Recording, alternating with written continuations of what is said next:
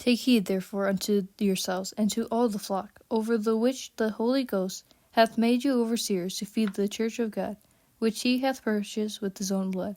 Acts 20:28. I can still hear my dad's voice echoing in my ears over 20 years later. He was a stickler for receipts.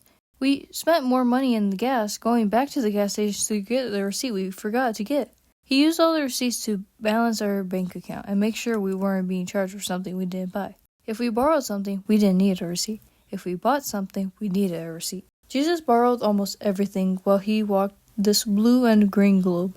He borrowed Mary's womb and Bethlehem's manger. He borrowed a house to sleep in, a boat to teach on. He borrowed a donkey to ride on. He borrowed a basin and a towel to wash his followers' filthy feet. He borrowed a cross. He even borrowed a tomb. He returned it to Joseph like brand new. He barely bought anything because he borrowed everything.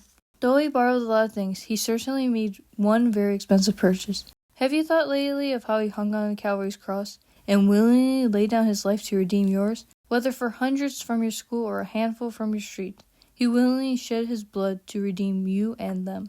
If you want to know how valuable you are to God, you'll find the receipts in Acts 20:28, and you'll find his signature in cursive crimson, because Jesus purchased his church with his own blood. He didn't purchase bricks and dry walls. He purchased people who would be a part of his church. When we gather together with our church family every weekend or midweek, let's glorify God and his church, just as the saints of God glorify him in heaven.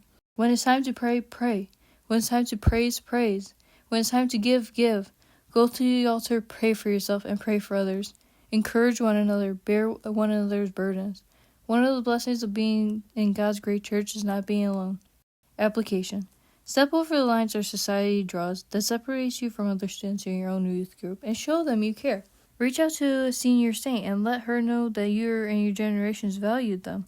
Church is more than just shouting during the fast songs and crying during the slow ones. Church is not about glorifying God by living life along the people Jesus died for.